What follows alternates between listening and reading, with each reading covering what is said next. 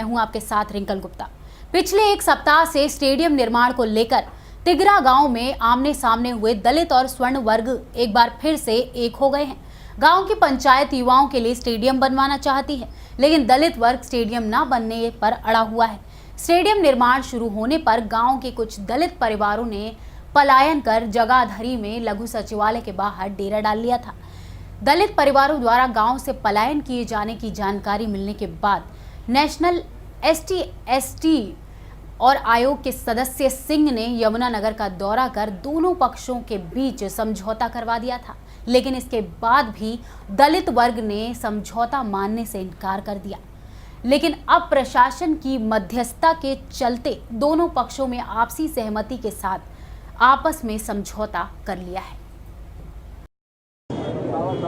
बिल्कुल, मैं सबसे पहले गांव वालों का, जितने लोग इस में इन्वॉल्व थे, जो इसको समझौते को किया है, आज ये पूर्ण मूर्त रूप दिया है, और साथ के साथ मीडिया का और जितने भी लोग थे, मेरे ऑफिसर साहिबान थे, मेरे जितने भी एसडीएम साहब हैं, डीडीपीओ साहब हैं, उन सब के सहयोग से आज ये समझौता होगा। और विशेषकर हमारे एसपी साहब की काफ़ी अहम भूमिका रही है। और जो पिछले 1.5 साल से इतना ये मुकदमा चल रहा था और इतना कॉन्फ्लिक्ट था स्टेडियम बनने के ऊपर, वो आज सुचारू रूप से दोनों के सहयोग से, दोनों कम्युनिटीज़ के प्रयास से ख़त्म कर दिया गया।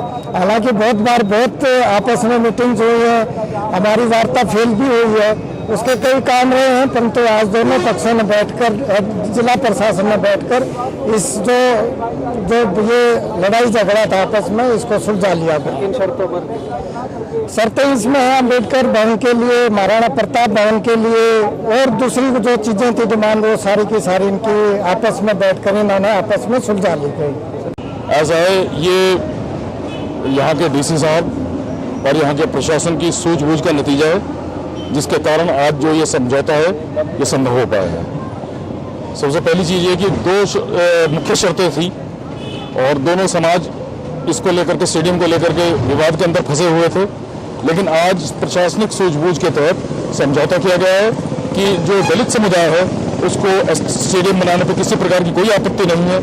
दलित समाज ने को वहाँ पर अम्बेडकर स्टेडियम के लिए स्थान दे दिया गया है और वहीं पर ही उसके थोड़ा सा पीछे हट करके महाराणा प्रताप के लिए भी एक स्थान उपलब्ध करा दिया है। इसी बात के ऊपर दोनों समाजों के अंदर बैठ करके वहाँ पर समझौता हो गया है और आज ये बड़े खुशी का अवसर है कि एक राजपूत और दलित समाज का, जो कि महाराणा प्रताप की एक मिसाल रही है कि वो हमेशा भील उनके साथ में रहे हैं, आज वही भाईचारा देखने के लिए हमें इस गांव में मिल रहा है, देखने के लिए तिगरा के अंदर मिल रहा है। और सारे के सारे जितने भी पुराने विवाद है, पुराने झगड़े हैं, जितने भी केसेस हैं, वो सारे के सारे वापस ले लिए जाएंगे।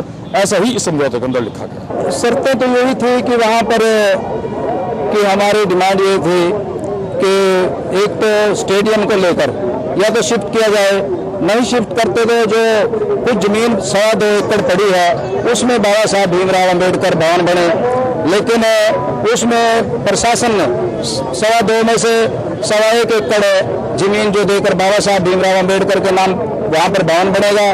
जो बकाया जमीन रह गई है उसमें शेड्यूल कास्टों के जो 100 गज के प्लॉट हैं वो वहाँ आवंटन कर दिए जाएंगे, क्योंकि जो ऑलरेडी जो हमारे को प्लॉट दिए गए थे वो शिफ्ट करके इधर आ जाएंगे और जहाँ पे पहले प्लॉट थे वहाँ पर महाराणा प्रताप के जो है भवन बन जाएगा।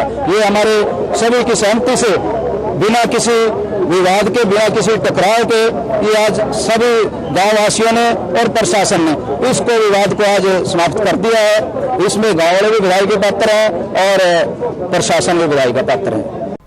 वहीं फिरोजाबाद में दलित युवक को शादी समारोह में नींग मांगना इतना महंगा पड़ा कि दबंगों ने उसकी हत्या कर दी और मृतक के परिजनों पर जबरन फैसला करने का दबाव बनाने लगे, जिसके बाद पुलिस ने मौके पर पहुंचकर युवाओं को हिरासत में लेकर शव को पोस्टमार्टम के लिए जिला अस्पताल भेज दिया।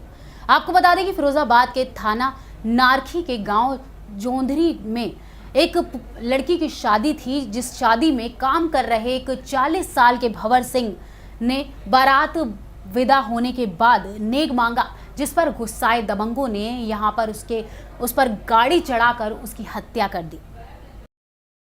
अंबाला हरियाणा के खेल और स्वास्थ्य मंत्री अनिल विज की कोठी का गेस्ट टीचरों ने घेराव कर अपनी मांगों को लेकर प्रदर्शन किया। साथ ही मंत्री के निवास स्थान पर गेस्ट टीचरों ने अपनी मांगों को लेकर धरना प्रदर्शन भी किया और स्वास्थ्य मंत्री अनिल विज पर का पुतला फूंका और वादा खिलाफी का भी आरोप लगाया। पंचकुला डिस्ट्रिक्ट से और मैं हरियाणा सरकार से यही अपील करती हूँ कि हमारे परिवारों को देखो, ये रोजगार जो हमें 9 साल से मिला हुआ है, हमने मन कर्म से स्कूलों में अपने आप को सेक्रीफाइस किया है और देखो इम्प्रूवमेंट भी इतनी ज़्यादा की है और ये 9 साल हमने पूरी मेहनत से काम किया है। तो मैं बस यही कहना चाहूँगी कि हमारे रोजगार को मत छीनिए और अगर रोजगार छीना गया तो हम आत्महत्या करने के लिए भी तैयार हैं, लेकिन रोजगार हमारा बचने दीजिए। बस मेरी आपसे यही अपील है। मैं हरियाणा सरकार से यही निवेदन करना चाहती हूँ कि हमारे रोजगार को बचाइए और हमें पक्का कीजिए, नियमित कीजिए हमें, बस यही कहना चाहूँगी। जरौली उप प्रदेश अध्यक्ष हरियाणा अतिथि अध्यापक संघ 22 जी, आज का जो ये प्रदर्शन है, आज की जो हमारे पहले चरण की अम्बाड़ा से शुरुआत हुई है, ये हरियाणा सरकार के इसी मंत्री की वादा खिलाफी, जो वादा इसने जंतर मंतर के ऊपर हमारे अमर अनशन पर अतिथि अध्यापकों के संघर्ष पे किया था, इसने और शिक्षा मंत्री ने कि हमारी सरकार आते ही सब रामविलास शर्मा जी और अनिल विज जी ने जो वादा किया था, वो वादा खिलाफी आज इस सरकार ने की है। बार बार जो सरकार पहले कहती थी, अनिल विज जो पहले कहता था कि हम जो है आते ही आपको नियमित करेंगे और आपका पिछला वेतन मान देंगे, लेकिन सरकार बदलते ही इन्होंने अपने तेवर बदले और आज स्थिति ये हो गई है कि ये बार बार कोर्ट का झूठा बहाना करके अतिथि अध्यापकों को कभी वर्कलोड के आधार पर, कभी सरप्लस के आधार पर हटाने की जो साजिश रच रहे हैं, उसका जो हरियाणा अतिथि अध्यापक संघ है वो पुरजोर विरोध करता है और इसका अंजाम और परिणाम भुगतने के लिए सरकार तैयार रहे, यहाँ का मंत्री अनिल विज भी तैयार रहे। ये कोर्ट को झूठा एफिडेविट देके अपने कमिश्नर के माध्यम से गुमराह कर रहे हैं। हम चैलेंज करते हैं कि हरियाणा प्रदेश की टीजीटी की एक भी पोस्ट जो सरप्लस नहीं है, आज सरकार जो है जिस वादा खिलाफी पे अड़ी हुई है, सरकार में हम बताना चाहते हैं कि सरकार एक बड़ी क्रांति के लिए, जो कि हम 8 तारीख को करनाल के अंदर शुरुआत करने जा रहे हैं, उसका परिणाम भुगतने के लिए सरकार तैयार रहेगी। अगला कदम क्या रहेगा 8 तारीख के बाद? 8 तारीख को जो है हमारा सारा प्रदेश, ये चरणबद्ध जो है हमारा मंडल वाइज प्रोग्राम चला हुआ है। 8 तारीख को जो है हम करनाल में इकट्ठे होंगे और जो करो या मरो की जो हमारी नीति है, जिसके लिए हम पहले भी संघर्ष अपने रोजगार के लिए करते रहेंगे। मैं एक और बता देना चाहता हूं कि अगर हरियाणा की सरकार ये सोचती है कि गेस्ट टीचर अतिथि किसी भी चीज से डर जाएंगे, ऐसा कुछ नहीं है। हम अपने रोजगार को बचाने के लिए अपनी जान तक की बाजी लगाने को तैयार हैं और लगा के रहेंगे, अपना रोजगार नहीं जाने देंगे। इनका जो था कि इनको पक्का किया जाएगा गेस्ट टीचरों को, इन्होंने अपना प्रदर्शन करके शांति प्रिय प्रदर्शन करते हुए बाजार से होते हुए आए यहाँ और ख़त्म करके ना शांति प्रिय वापस जाने लगे। हाँ, पुतला इन्होंने क्या इस चीज़ के शौक पर कट कराया इस चीज़ का कि भाई जो हमारे को टाइम देने के यहाँ का टाइम कोई होगा इनका, लेकिन ये खुद भी टाइम पे नहीं सोचे जो आना था। इन्हें 5 आदमियों की पहले समय की थी, तो भाई 5 आदमी आके मिलेंगे, ये सारे के सारे आना सभी के सभी मिलना था, मतलब वो व्यवस्था हो नहीं सकती। अंबाला से बीजेपी सांसद रतन लाल कटारिया ने यमुनानगर जिले की सतर्कता निगरानी कमेटी की बैठक लेने पहुंचे। जगाधरी के लघु सचिवालय में अधिकारियों की बैठक लेते हुए रतन लाल कटारिया ने अधिकारियों की क्लास भी ली। इस दौरान यहां अधिकारियों द्वारा जनप्रतिनिधियों की बात न मानने का दुख कटारिया की जुबान पर साफ साफ दिखा। संसद जो है 8 तारीख तक है, उसके पश्चात मैं ये चाहूंगा कि जितनी भी स्कीम्स हैं, इन स्कीम्स के अंतर्गत कुछ स्थानों पर जाकर प्रैक्टिकल नॉलेज भी जो है वो हासिल की जाए। आज सुप्रीम कोर्ट ने भी कहा है कि जो हिंदुस्तान के मेंबर पार्लियामेंट हैं उनको ड्यू रिस्पेक्ट मिलनी चाहिए एग्जीक्यूटिव की तरफ से। अब ये हमारा सौभाग्य है कि केंद्र में भी हमारी सरकार है, राज्य में भी हमारी सरकार है और मैं क्योंकि भारत की फाइनेंस कमेटी में हूं, the most important committee of the committee system. 2 दिन तो मेरे हफ्ते में उसी की मीटिंग में लग जाते, और हमारी कमेटी का चेयरमैन जो है वो विपक्ष का होता है। वीरप्पा मोइली जी उसके चेयरमैन हैं, आदरणीय मनमोहन सिंह जी हमारे साथ मेंबर हैं, तो उसकी डेलीब्रेशन में बहुत मेहनत करनी पड़ती है। वहीं करनाल सीएम सिटी में लॉ एंड ऑर्डर से निपटने के विरोध में रिजर्व आर्म फोर्स की 2 टुकड़ियां मंगाई गई हैं, जिसको विशेष प्रशिक्षण दिया जा रहा है। सीएम सिटी में होने वाले धरने प्रदर्शनों से रिजर्व आर्म फोर्स के विशेष प्रशिक्षण प्राप्त किए हुए पुलिस जवान निपटेंगे। करनाल पुलिस लाइन में रिजर्व आर्म फोर्स के प्रशिक्षण का जायजा लेने पहुंचे करनाल पुलिस अधीक्षक अभिषेक गर्ग ने बताया कि रिजर्व आर्म फोर्स की 1 टुकड़ी तो पहले आ गई थी और सीएम सिटी में लॉ एंड ऑर्डर से निपटने के लिए इसकी ज़रूरत थी, इसके लिए इन्हें बुलाया गया है। क्या बताएंगे जो रिजर्व आर्म्ड फोर्स आई है, कितनी टुकड़ियाँ? आरएएफ की हमारी आईआरबी की 2 कंपनीज आई हैं, एक थर्ड आईआरबी की, एक सेकंड आईआरबी की है, और एक आईआरबी की पहले थी, तो हमारे पास 3 कंपनीज हो गई आईआरबी की। बेसिकली ये लॉ एंड ऑर्डर के लिए ट्रेंड है, जैसे हमारी सीआरपीएफ की आरएएफ है, उसी टाइप के ये हरियाणा पुलिस की आरएएफ फोर्स है। तो किसी भी तरह की law and order situation agitations को डील करने के लिए सक्षम है। और आज आज फर्स्ट डे आई है, तो उनकी ब्रीफिंग कर रहा था, साजस सामान इक्विपमेंट चेक कर रहा था, तो दुरुस्त है कंपनी है, और बाकी आके जो भी एजिटेशन होगा इनका सीएम सिटी के लिए जरूरी हो जाता है जब लॉ एंड ऑर्डर के लिए। हाँ, जल्दी देखा कि पिछले कुछ टाइम में कुछ एजिटेशन जब हुए हैं, और आगे भी उम्मीद है कि कुछ होंगे, ऐसे हमारे पास इन्फॉर्मेशन आई है, तो डेफिनेटली उसके लिए डील करने के लिए फोर्स चाहिए हमें, तो ये स्पेशल फोर्स परमानेंट रहेगी सर जब तक? हाँ, जब तक हमें लॉ एंड ऑर्डर की यहाँ पे दिक्कत है, प्रॉब्लम है, फोर्स हमारे पास ही रहेगी। खबर हरियाणा में वक्त हो चला एक छोटे से ब्रेक का, जल लौटते हैं।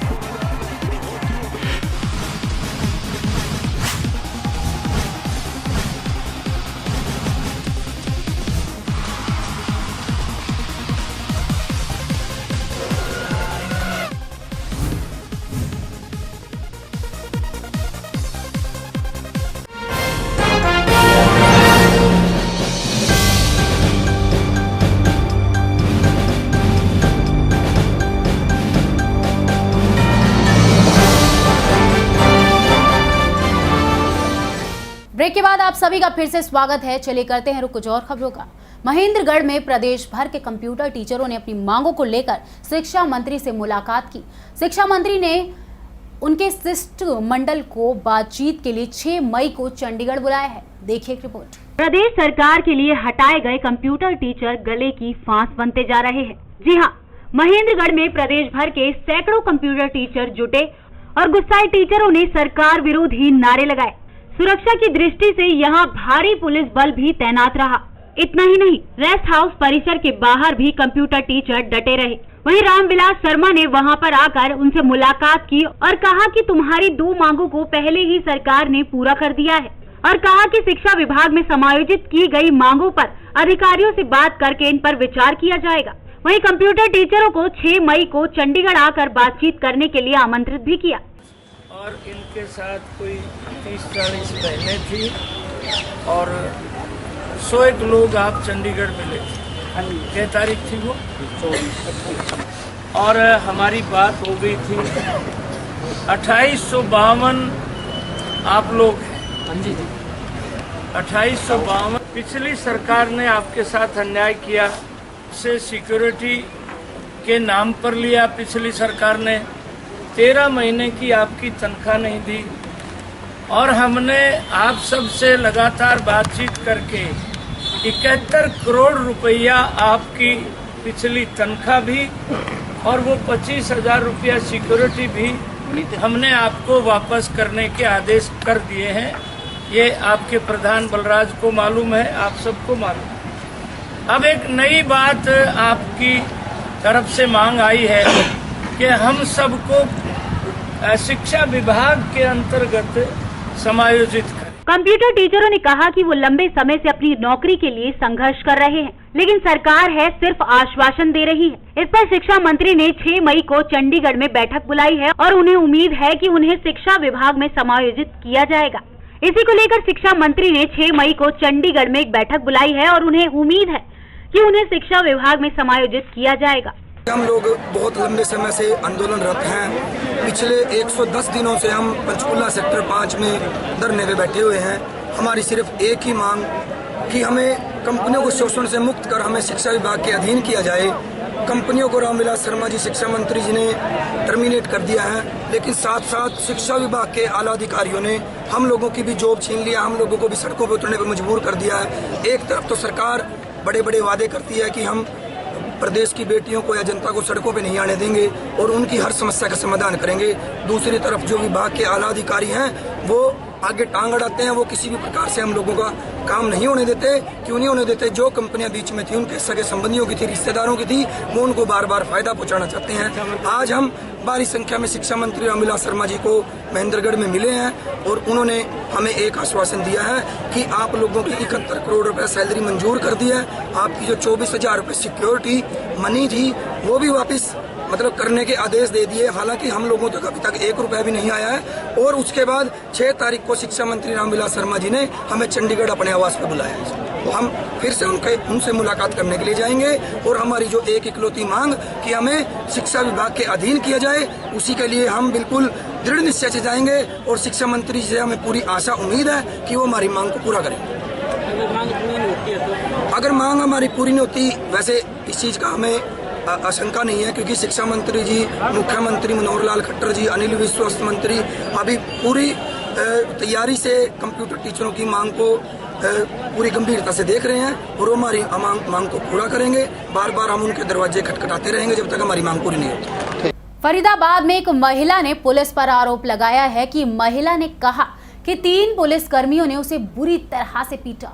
आपको बता दें कि महिला पर उसके मालिक के घर में जेवरात चोरी करने का आरोप है, जिसके बाद पुलिस कर्मियों ने महिला को पूछताछ के लिए बुलाया था और उसकी जमकर पिटाई की। देखिए एक रिपोर्ट में।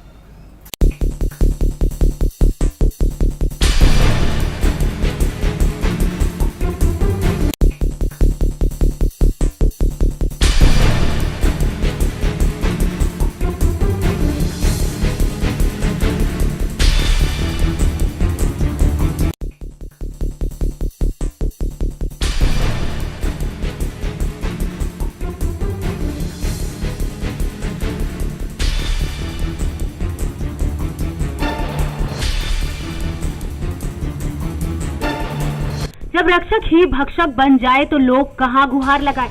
ये कहावत आज फरीदाबाद के कोतवाली थाने के इलाके में सच साबित होती दिख रही है, जब चोरी के इल्जाम में कोठी में काम करने वाली महिला को पुलिसकर्मी पूछताछ के लिए घर से उठा ले गए और थाने में लाकर उसके साथ मारपीट। दरअसल थाना कोतवाली के पास बनी हुई कोठी में एसी नगर में रहने वाली एक महिला पिछले लगभग 2 साल से काम कर रही थी। अचानक मकान मालिक ने महिला के नाम कोतवाली थाने में रिपोर्ट दर्ज कराई कि उसके मकान से जेवरात चोरी हो गए हैं, जिन्हें उसके घर में काम करने वाली महिला ने चुराया है। फिर क्या था, पुलिसकर्मी पहुंच गए महिला के घर और पूछताछ के लिए उसे थाने ले आए, जहां पूछताछ के दौरान उसके साथ मारपीट की गई। जैसा कि आप देख पा रहे हैं कि बादशाह खान अस्पताल के आपातकालीन वार्ड में इलाज के दौरान दिखाई दे रही वो महिला है जिस पर मकान मालिक ने चोरी का इल्जाम लगाया था। पीड़ित महिला की माने तो वो पिछले 2 साल से कोठी में साफ सफाई का काम कर रही है और अचानक से मकान मालिक ने उस पर लगभग 9 तोले सोना चुराने का आरोप लगा दिया। फिर पुलिसकर्मी उसके घर से उसे पूछताछ के लिए लेकर आए और उसे थाने की ऊपरी मंजिल पर ले जाकर उसके हाथ पैर बांधने के बाद उसके साथ मारपीट की। मारपीट में 3 पुलिसकर्मियों ने उसे थप्पड़ और डंडों से मारा, जिसके निशान उसके पैरों पर भी बने हुए हैं।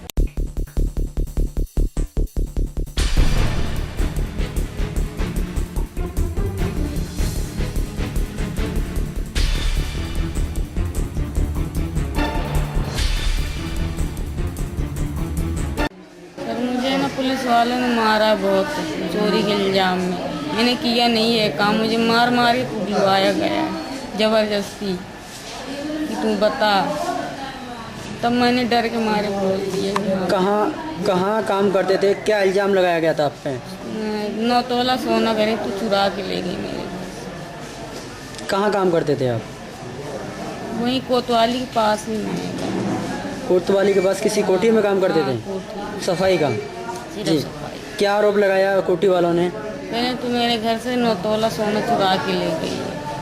जी। उसके बाद फिर पुलिस ने आपको पकड़ा? वो लिए मेरे घर गए लेके। कहाँ रहते हो आप? एसी नगर। एसी नगर गए पुलिस वाले? हाँ, ये घर से फिर ले आए पकड़। कितने बजे लेके आए थे, कब लेके आए थे आपको? 1-1:30 बजे था। 1:30 बजे कल? हाँ, कल दिन में। तो कब छोड़ा था आपको कोतवाली से? ये छोड़ा था 5-6 बजे। जी। इतने समय अंतराल 4-5 घंटे आपके साथ क्या क्या? मारा, बहुत मारा था मुझे। किस तरह से, क्या क्या, कैसे मारा था आपको? मतलब मुझे कह रहे बता तू चोरी करी है, बता दे लाके। मैं कहा मैं सर कहाँ से लाऊं, मैंने नहीं करा तो मैं कहाँ से लाऊं। फिर मुझे ना बाल पकड़ के मारे, कमरे में ले गए। फिर वहाँ 3 ने मारा, बहुत पकड़ बाल। फिर कह रहे करंट लगाऊंगा तुझे। फिर मुझे ऊपर ले गए, कुंडी लगा के 3 ने मेरे पैर वो उल्टा करके मेरे पैर पकड़ के उस पर डंडे मारे और बाल पकड़ के गला सारा मेरा झुका रखा था आधा घंटे। हालांकि महिला पुलिस भी मौके पर मौजूद थी, मगर उसने महिला के साथ मारपीट नहीं की। आखिर में महिला ने मार खाने के डर से ना किए जाने वाले जुर्म को कबूला और एवज में पैसे देने की बात भी कही। वहीं मामले की जांच अधिकारी ओम प्रकाश की माने तो उन्हें कोठी मालिक ने महिला के खिलाफ उनके घर से जेवरात चोरी की शिकायत दी थी, जिस पर उन्होंने कार्रवाई करते हुए पूछताछ की है। तो वहीं महिला ने जेवरात के एवज में पैसा देने की बात कही है। हालांकि जांच अधिकारी ने महिला द्वारा लगाए गए पुलिस कर्मियों पर मारपीट के आरोप को झूठा बताया है और कहा है कि उन्होंने महिला के साथ किसी प्रकार की कोई मारपीट नहीं की। साथ ही उन्होंने ये भी कहा कि इस मामले की जांच जारी है। इस मामले में जो भी दोषी पाया जाएगा उसके खिलाफ कार्रवाई की जाएगी।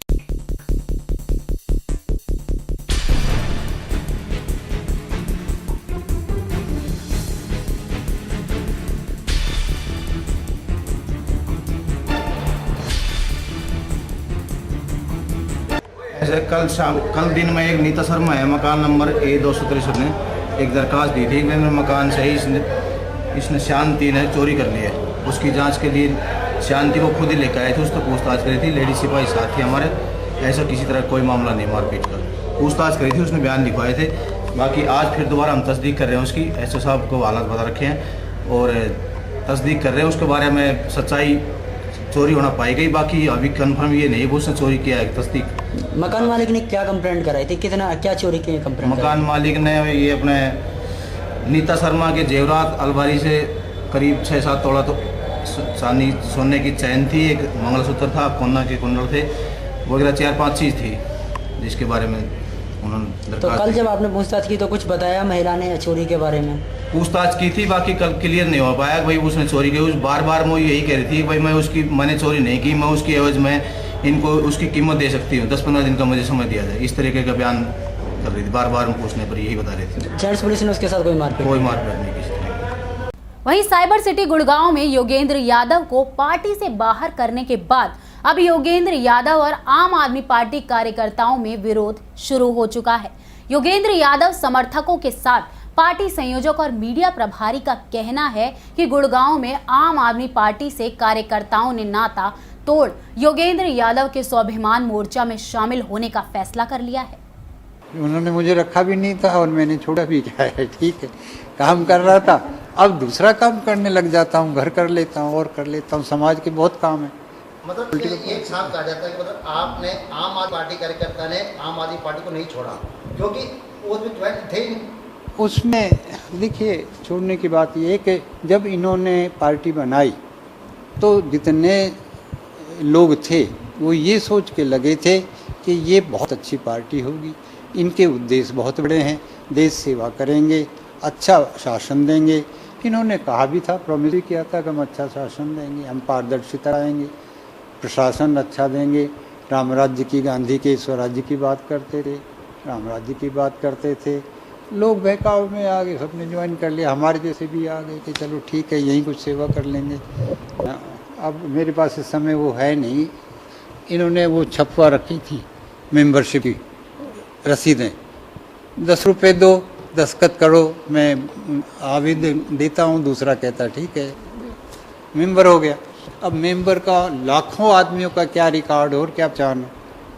फिर इन्होंने तो ऑनलाइन ही कर दिया कि कोई भी कर लो, 10 रुपये भी ख़त्म कर दिए। तो इस तरह कार्यकर्ताओं की संख्या बहुत बढ़ गई और जिस तरह से ये कर रहे हैं अब भी फिर बढ़ जाएगी। लेकिन वास्तविक कार्यकर्ता जो इमोशनल जुड़े हुए हैं पार्टी से, वो कितने हैं देखना तो है। वो समर्थक कह लो, कार्यकर्ता कह लो, वॉलंटियर कह लो, कुछ भी कर लो, जो उनसे सहमत हैं कि हम कुछ कम करना चाहते हैं, करेंगे, वो लोग हैं कमिटेड जो लोग हैं। पैसे भी देते हैं, समय भी देते हैं। हम लोग अपने पास से पैसे भी देते हैं, समय भी देते हैं। सहयोग मेरे से लेना चाहेगा, मेरा होगा, जितनी मेरी सामर्थ्य होगी मैं सहयोग दूंगा। एंटी करप्शन में तो कोई भी करे काम, मैं उसके साथ हूँ।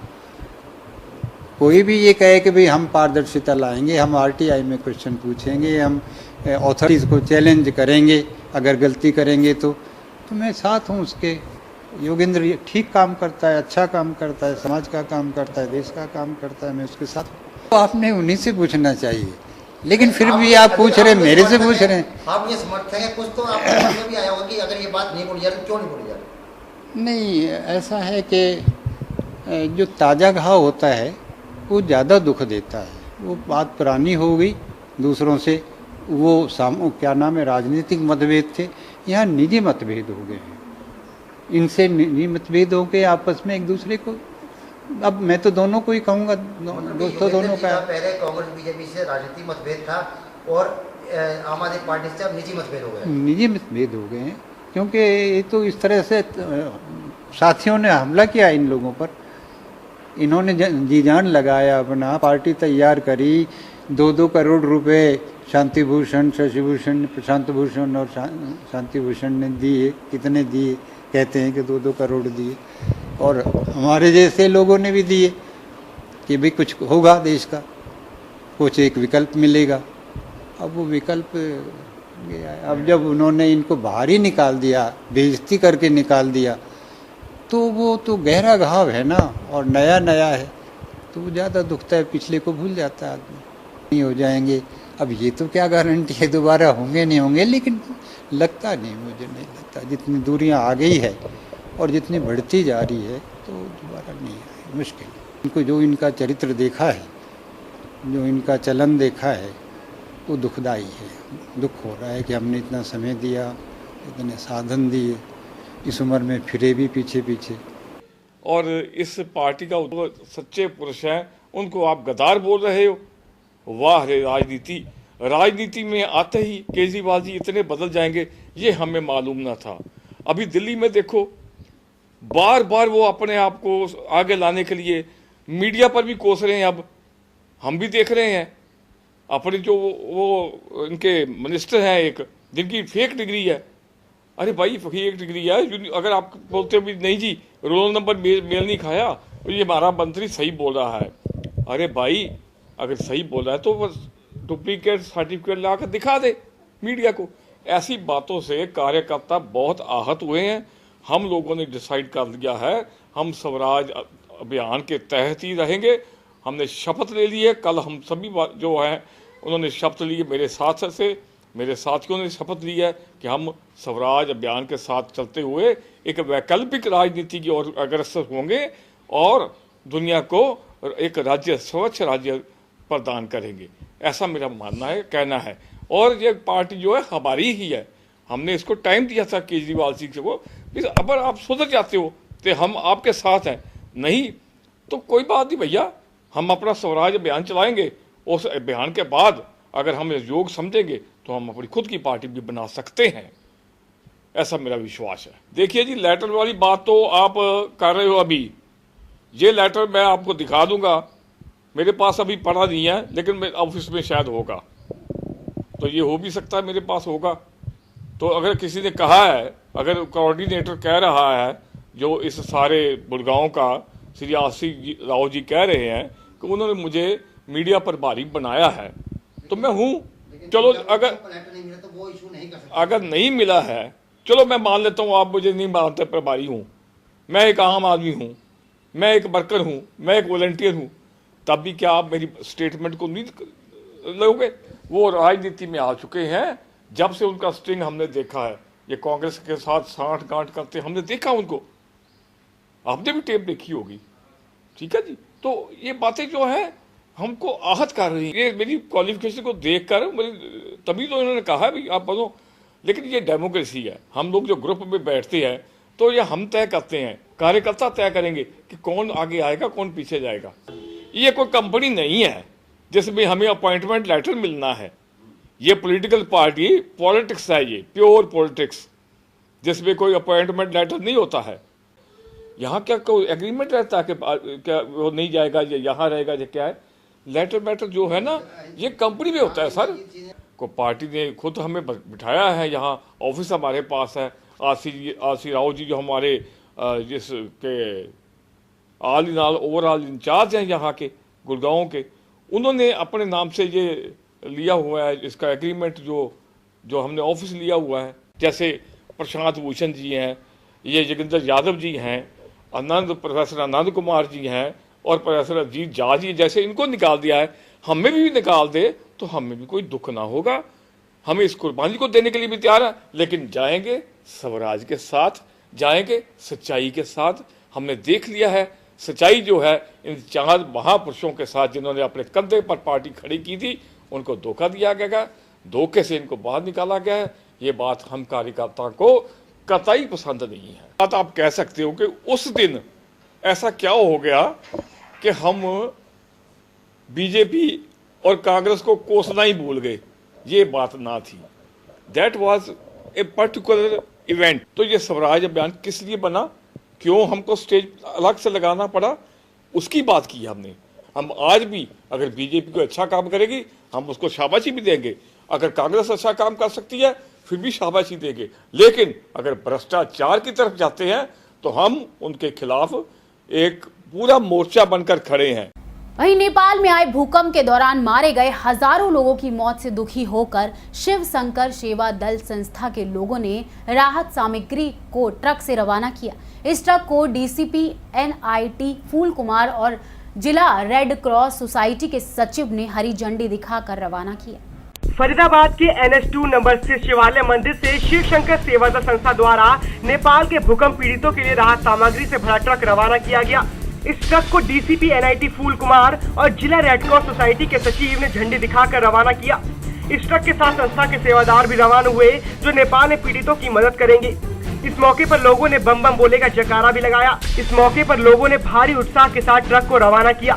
संस्था के अध्यक्ष ने बताया कि लोगों के सहयोग से राहत सामग्री का ट्रक नेपाल के लिए रवाना कर दिया गया है, जिसमें खाने पीने की चीजों के अलावा दवाइयां और कपड़े भी शामिल हैं। वहीं इस ट्रक को झंडी दिखाने वाले डीसीपी फूल कुमार ने लोगों से अपील की कि प्राकृतिक आपदा कभी भी और कहीं भी आ सकती है, इसलिए सभी को मिलजुल कर इसका मुकाबला करना चाहिए। का सारा सामान है, दाल, चावल, आटा, चीनी, घी, आलू, सारा सामान है। घर इस तरह से देखा जाए मोमबत्ती, लोगों में बड़ा उत्साह है, लेकिन यहाँ ये है कि आगे आने वाले चाहिए।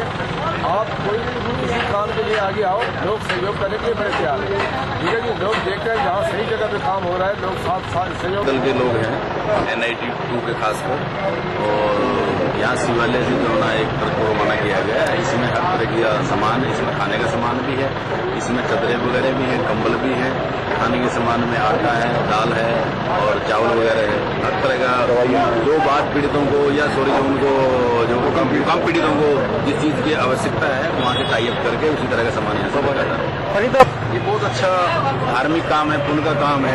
ये नेचुरल कैलामिटीज है, प्राकृतिक आपदा कहीं भी किसी टाइम आ सकती है, इसका मिलजुल कर मुकाबला करना। जिस तरह से फरीदाबाद वासियों से एक अपील करूंगा, अगर आपकी कैपेसिटी है तो उसमें बढ़ चढ़ कर ज़्यादा से ज़्यादा उसमें सहयोग करें, और उनको जो वो भी हमारे भाई हैं, ज़्यादातर हिंदू राष्ट्र है, उसमें जितने आपको मदद हो सके उससे ज़्यादा से ज़्यादा करनी चाहिए। वहीं जिला रेड क्रॉस सोसाइटी के सचिव ने बताया कि संस्था द्वारा भूकंप पीड़ितों के लिए राहत सामग्री रवाना कर दी गई, और इससे पहले भी फरीदाबाद के लोगों ने भारी मात्रा में राहत सामग्री नेपाल भेजी थी। तो साफ है कि पूरे देश में जैसे नेपाल की मदद के लिए हाथ बढ़ रहे हैं, वैसे फरीदाबाद वासियों ने भी एक छोटी सी पहल की है नेपाल के भूकंप पीड़ितों के लिए। शायद इंसानियत का फर्ज इसे ही कहते हैं। देखिए, अभी आपको डीसीपी साहब ने बताया, खाने पीने का, ओढ़ने का, पहनने का बहुत सा सामान भेजा जा रहा है। वॉलंटियर भी जा रहे हैं साथ में, वहाँ जाकर के सेवा करेंगे। ये नहीं भी वो सामान ही जा रहा है, लेकिन वहाँ जाकर के सेवा भी करेंगे। इससे पहले भी 11 डॉक्टरों की टीम गई है, वॉलेंटियर गए हैं, एम्बुलेंस वहाँ पर गई हुई है फरीदाबाद की। आप ये देखिए कि केवल फरीदाबाद से ही एम्बुलेंस गई हरियाणा में, जो वहाँ सेवा करी, वॉलेंटियर गए हुए। फरीदाबाद के लोगों की तरफ से पूरा हमें सहयोग मिल रहा है। शिव शंकर सेवा दल बहुत सहयोग करता है, सर्दियों में भी हमें रैन बसेरा के लिए भी बहुत सहयोग करता है। तो मैं अपील करता हूँ कि ज्यादा से ज्यादा लोग इसमें अपना सहयोग करें। ये क्लाइमेटी जब आती है तो यहाँ के लोगों का बहुत सहयोग रहता है। वहीं 25 अप्रैल को इंडियन मुजाहिदीन और लश्कर-ए-तैयबा द्वारा पत्र भेजकर फरीदाबाद के बस अड्डे को बम से उड़ाने की धमकी के बाद सुरक्षा एजेंसियों ने बस अड्डे पर डेरा डाल लिया है।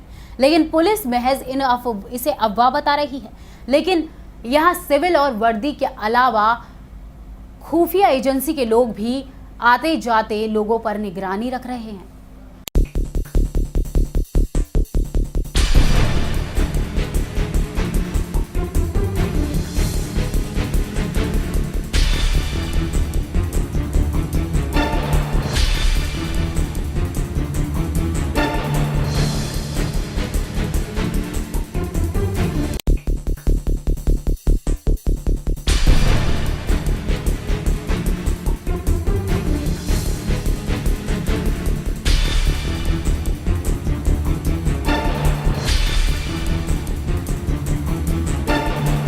तस्वीरों में दिखाई दे रहा यह है फरीदाबाद का महाराणा प्रताप बस अड्डा।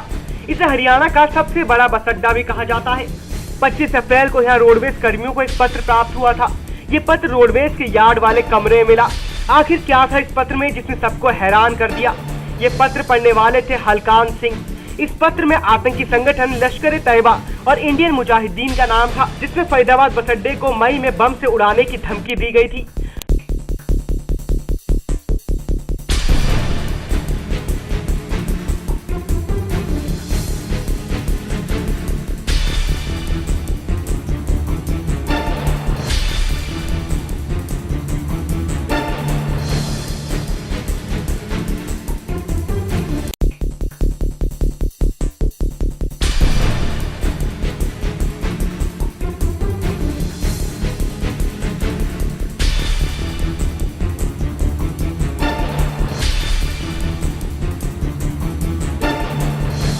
मिला था इस बारे में, यहाँ पे कोई लेटर वगैरह मिला, उसको लेकर के मेरे को बुलाया गया टीम के साथ।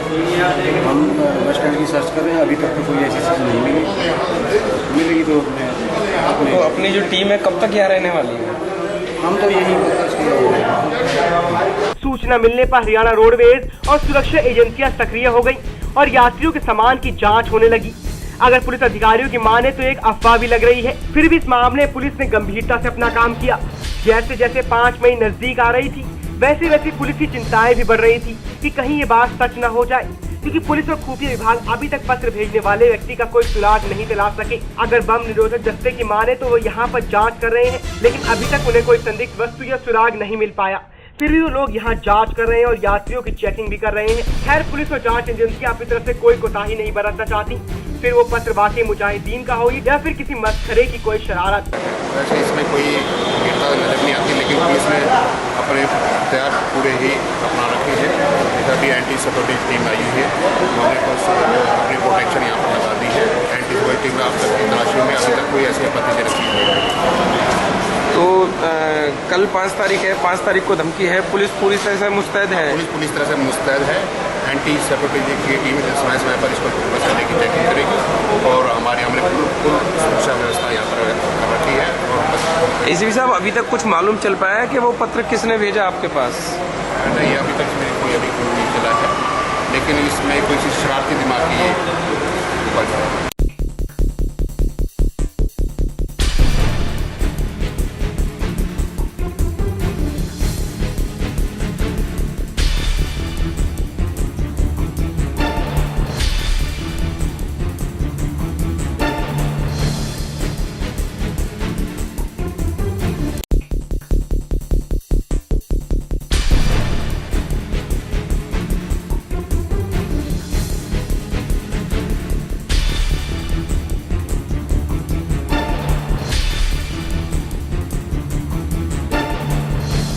साइबर सिटी गुड़गांव के निजी स्कूलों के फीस वृद्धि और मनमानी पूर्ण रवैये को लेकर अभिभावकों ने जोरदार प्रदर्शन किया और शिक्षा मंत्री से मिलने की अपील भी की। साइबर सिटी गुड़गांव में जिला शिक्षा विभाग के दावे विफल होते नजर आ रहे हैं। दरअसल जिले के तकरीबन सभी निजी स्कूलों में लगातार हो रही फीस बढ़ोतरी को लेकर पेरेंट्स परेशान हैं, लेकिन शायद निजी स्कूलों की मनमानी पर रोक लगाने में जिला शिक्षा विभाग के प्रयास नाकाफी साबित होते नजर आ रहे हैं। आपको बता दें कि साइबर सिटी में कई निजी और नामी गिरामी इंटरनेशनल स्कूल हैं और आए दिन स्कूल प्रबंधन की मनमानियों की शिकायतें भी शिक्षा विभाग के पास आती रहती हैं। और अब जब न्यू एडमिशन का वक्त चल रहा है, ऐसे में जिले के निजी स्कूलों ने बेइंतहा फीस वृद्धि कर अभिभावकों को मुश्किल में डाल दिया है। और आलम तो ये है कि अभिभावक भी अब जिला शिक्षा विभाग की अनदेखी के चलते प्रदेश के शिक्षा मंत्री से निजी स्कूल की मनमानी के खिलाफ इंसाफ पाने की उम्मीद की आस लगाए बैठे हैं। वहीं इस पूरे मामले में अभिभावकों का कहना है कि स्कूल प्रबंधन का फीस वृद्धि को लेकर जो रवैया है वो गैर जिम्मेदाराना है। इसलिए सभी पेरेंट्स चाहते हैं कि किसी भी तरह स्कूलों की फीस कम कराई जाए। अपनी इन्हीं मांगों को लेकर गुड़गांव के सुशांत लोक इलाके में बने डीपीएस स्कूल में हुई फीस वृद्धि को लेकर विरोध प्रदर्शन किया। वहीं परिजनों ने आरोप लगाया है कि स्कूल प्रबंधन मनमानी तरीके और नियमों के साथ खिलवाड़ करके फीस वृद्धि कर रहा है और डेवलपमेंट चार्जेस के नाम पर अभिभावकों से पैसे वसूल कर रहा है। अभिभावकों का ये भी कहना है कि स्कूल ने 12% से लेकर 27% तक फीस में बढ़ोतरी की है, जिससे कि अभिभावकों में काफी रोष है। अभिभावकों ने कहा है कि अगर स्कूल प्रबंधन ने हमारी बातों पर गौर नहीं किया तो उनका अगला कदम सरकार का दरवाजा खटखटाना होगा और शिक्षा मंत्री को निजी स्कूलों में होती लूट से अवगत कराया जाएगा। यहाँ पे हम सारे पेरेंट्स जो इस साल डीपीएस सुशांत लोग ने फीस इंक्रीज किया उसके अगेंस्ट में है। इन्होंने जो फीस इंक्रीज किया दैट इज अराउंड 23% और लास्ट 5 साल का अगर हम कंपेरिजन करें तो almost 96%। So we all parents are यहाँ पे जो है वो अगेंस्ट दिस फीस हाइक है कि जो इन्होंने फीस की है डेवलपमेंट चार्जेस, एनुअल चार्जेस हैं और जो अदर चार्जेस हैं वो रोल बैक किए जाएं। Transport charges are double. Transport charges are double. All the price of the diesel and petrol has come down, but उनका जो पेट्रोल और जो बसेज का चार्जेस है वो डबल है। तो यहाँ पे सारे पेरेंट्स की जो पॉकेट से मनी जा रही है वो इतनी ज्यादा हो रही है कि पेरेंट्स की अपनी पर्सनल लाइफ में इम्पैक्ट आ रहा है। So we are against that fees hike. We respect the school, but जो स्कूल जो फीस हाइक कर रहा है वो पेरेंट्स की पॉकेट पर बहुत ज्यादा। स्कूल का क्या कहना है इस पे? स्कूल का हमारी 2 बार मीटिंग हो चुकी है। फर्स्ट मीटिंग में तो स्कूल सुनने को तैयार नहीं था, बिल्कुल ही नो। दे टोल्ड लाई कि भाई हमारा जो है पीटीए ने साइन किया हुआ है तुम्हारे, जो कि पीटीए से जब हमारी मुलाकात हुई तो उन्होंने कहा कि 2 पीटीए तो ऑलरेडी रिजाइन कर चुके हैं। तो पहला झूठ उन्होंने यहाँ पे बोला हैं, तो आज उन्होंने जो फीस हाइक है दैट इज जस्टिफाइड। सबसे बड़ी सरप्राइज है कि DPS it is a society, they say NGO. So one of the parents है कि ठीक है आप अपना 5 साल का ऑडिट करा लीजिए, आप दिखाइए अपनी बैलेंस शीट जो आप हर मंथ जो इतना पैसा लेते हैं। नाउ ऑलमोस्ट एंड अगर से एवरेज है एक स्टूडेंट से 50,000 रुपए है। मेरे 2 बच्चे हैं, आई हैव टू पे 1 लाख, 4200 है। तो how much money they are getting within this month? Development और एनुअल चार्जेस के नाम पे दे आर जस्ट लूटिंग। तो पेरेंट्स के लिए बड़ा वो है। सो वी आर यहाँ पे पीसफुली उनके लिए कि आपस में नेगोशिएशन हो जाए, और अगर ये नहीं होता है तो आई थिंक हर एक पेरेंट्स का यही है कि हम decide the next course of action and this we will take to our government. Our government is quite now sensitive है कि भाई पेरेंट्स के साथ या एजुकेशन के साथ कैसे किया जाए। साइबर सिटी में निजी स्कूलों की मनमानी और फीस वृद्धि का ये पहला मामला नहीं है, लेकिन इस गंभीर मामले में जिला शिक्षा अधिकारी ने साफ तौर से निजी स्कूलों को सही बताते हुए आंकड़ों के साथ गुड़गांव के निजी स्कूलों की वृद्धि को सही बताया और ये कहा कि जिले के निजी स्कूल नियमानुसार फीस वृद्धि कर सकते हैं। देखिए, जिला गुड़गांव में 181 प्राइवेट स्कूल हैं, सभी तरह के बोर्ड के, हरियाणा बोर्ड और सीबीएसई, आईसीएसई और आईबी के मिला के, हाई और सीनियर सेकेंडरी। उनमें से 6 स्कूल ऐसे हैं जिन्होंने एक भी पैसा नहीं बढ़ाया, 6 स्कूल। 26 स्कूल ऐसे हैं जिन्होंने 10% तक फीस बढ़ाई, पूरा होमवर्क हमने कर रखा है। 79 स्कूलों ने 20% तक बढ़ाई, 13 स्कूल ने 30 या 30% से ऊपर बढ़ाई है। 49 स्कूल अभी ऐसे हैं जिनके फॉर्म 6 या तो आए नहीं हैं या अधूरे हैं, अधूरे थे हमने वापस कर दिए कि आप इनको ठीक करके भर के भेजिए, तो उनकी अभी चेकिंग नहीं हो पाई है। ये तो और अगर कहीं हंगामे हो रहे हैं, किसी स्कूल में हो रहे हैं, कृपया करके वो पेरेंट्स एक और मेरे पास आके पूछ तो लें कितनी फीस बढ़ाई उन्होंने, या वहाँ डिस्प्ले करके देख लें। फीस और फंड में दोनों में अंतर है। हो सकता है कहीं कन्फ्यूजन भी हो, लेकिन अगर किसी अभिभावक को दिक्कत आ रही है, कृपया करके वो हंगामा मचाने की बजाय शांतिपूर्वक मेरे से आएँ, चर्चा करें और उनका समाधान जरूर निकले। अब जब जिला शिक्षा विभाग ही निजी स्कूलों के साथ हाँ में हाँ मिला रहा है, तो जिले के निजी स्कूलों की बढ़ती मनमानी से इंसाफ की क्या उम्मीद की जा सकती है। ऐसे में जिले के निजी स्कूलों ने बेइंतहा फीस वृद्धि कर अभिभावकों को मुश्किल में डाल दिया है और आलम तो ये है कि अभिभावक भी अब जिला शिक्षा विभाग की अनदेखी के चलते प्रदेश के शिक्षा मंत्री से निजी स्कूल की मनमानी के खिलाफ इंसाफ पाने की उम्मीद लगाए बैठे हैं। खबर हरियाणा में मेरे साथ बस इतना ही। मुझे दीजिए इजाजत। नमस्कार।